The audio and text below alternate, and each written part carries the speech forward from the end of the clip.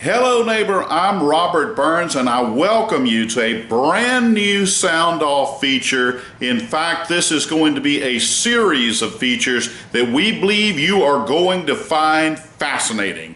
And it entails allegations of adoption scams in the state of Louisiana. And I'm just going to have a brief introduction here because a gentleman named Craig Mills, I'm going to introduce you to him shortly as he provided testimony to a House Committee in April of 2016 involving his own unfortunate episodes with regard to one particular attempted adoption and the scams that took place thereof, or at least the alleged scams that took place thereof, although I think he has pretty compelling evidence.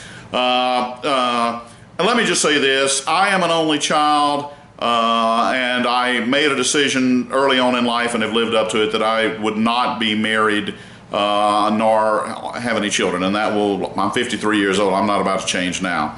I'm content with my life.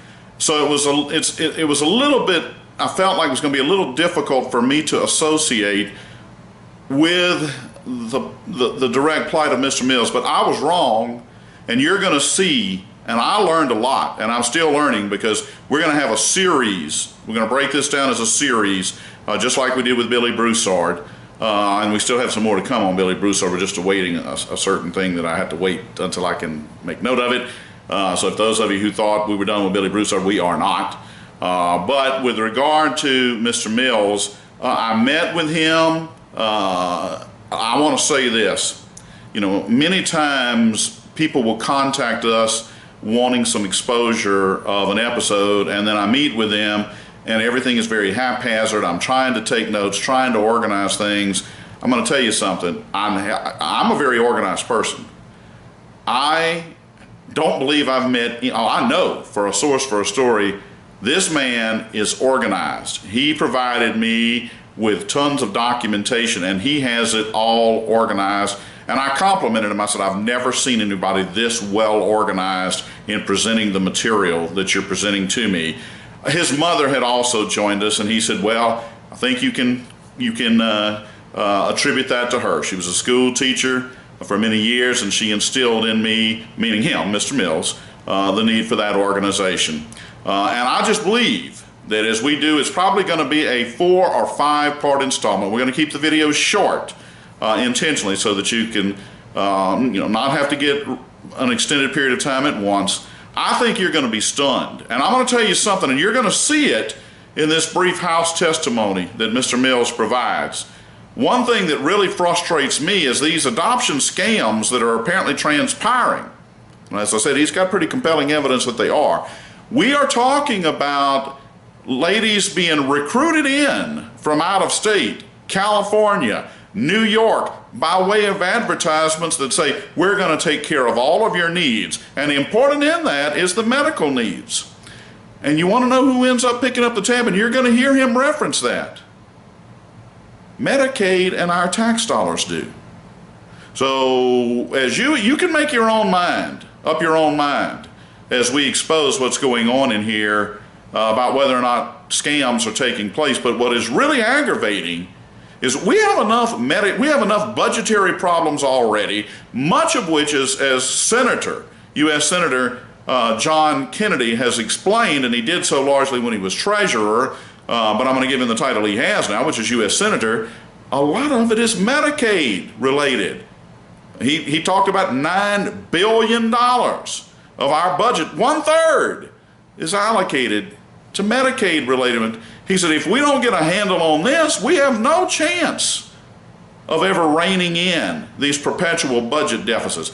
And as if we don't have enough homegrown problems within the Medicaid system that we've got to go out and recruit from California and from New York and bring them in and run scams and stick the taxpayers with the tab on these Medicaid related scams that are going on, or at least the strong evidence that they're going on in the adoption agency.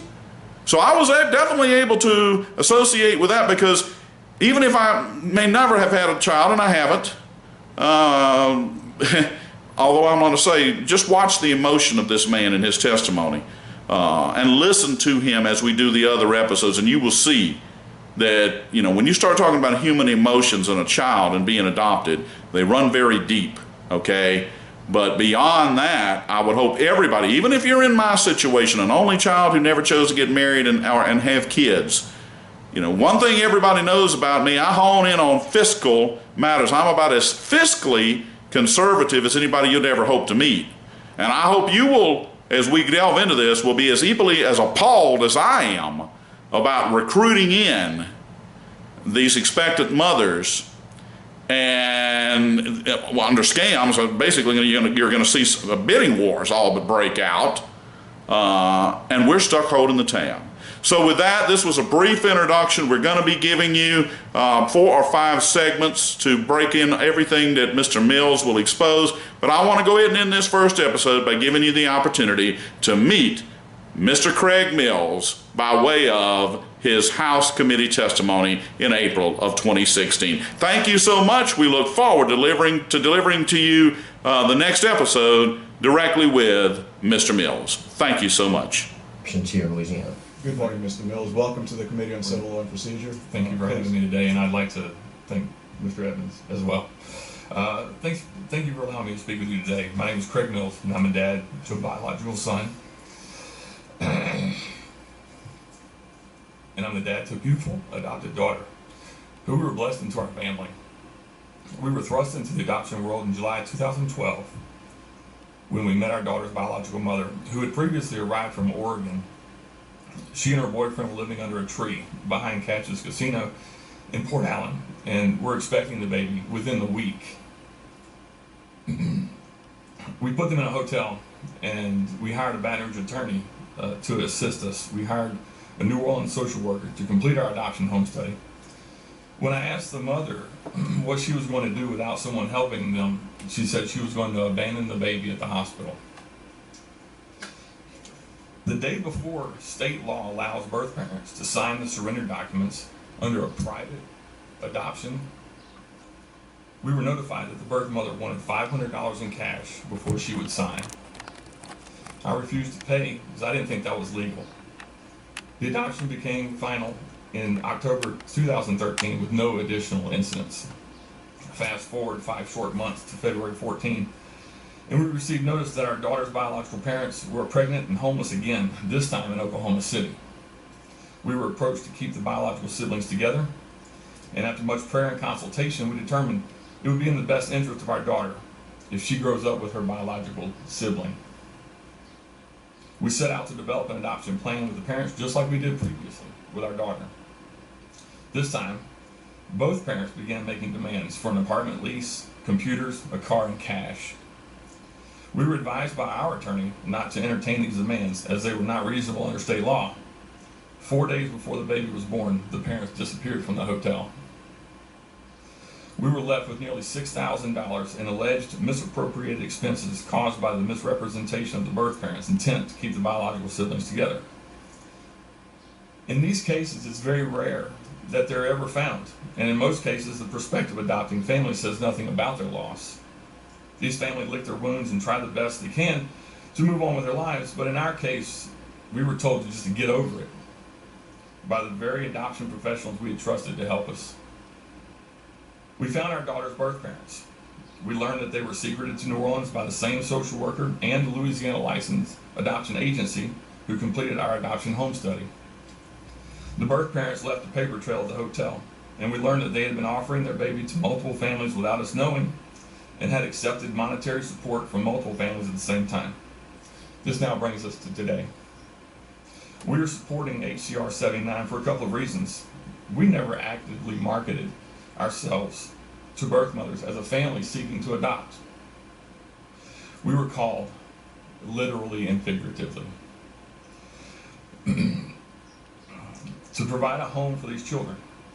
And in hindsight, as it relates to our failed adoption, we believe the birth parents were actively seeking the best possible deal. An adoption can only have one petitioner. In this case, our daughter's biological sibling was surrendered to a family represented by the same social worker who completed our home study through her ancillary business as an adoption attorney.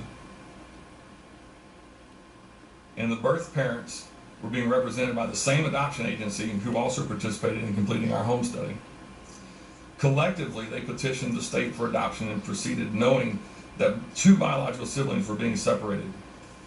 We were later told by the same social worker, it is usually the last family in that gets the baby. And also, I'll give you access to the birth mother after the surrender documents are signed. While attempting to maintain some foundation for these 2 biological siblings, we were told by the same social worker / adoption attorney, if you want to keep the siblings together, you'll have to pay my client's expenses. We then learned that a 3-month lease was paid for the petitioners, by the petitioners, and occupied by the birth parents on April 19, 2014, with all the furniture demanded by the birth parents delivered shortly after. The baby was born 4 days later on April 23, 2014. This leaves approximately 86 days of postpartum living expenses being offered and agreed to between the petitioners and birth parents. You have with you an exhibit of 14286, as well as Children's Code 1200. Sale of minor children. I want to remind you, Section C of 286 says, no petitioner or person acting on a petitioner's behalf, agency or attorney or other intermediary shall make or agree to make any disbursements in connection with adoptive placement, surrender, or adoption of a child other than the following. And if you'll go down to page, paragraph 7, reasonable expenses incurred by a mother for a reasonable time before the birth of her child and for no more than 45 days postpartum. Secondly, the Louisiana Department of Children and Family Services licensing standards for adoption agencies has a provision that states a child's biological parent shall not be induced to terminate parental rights by a promise of financial aid or other consideration. Yet today, you'll see adoption agencies openly soliciting birth mothers with housing and financial aid, paid utilities, free cell phones, and relocation assistance. Once the birth mother is lured in by these offers, they will then see things like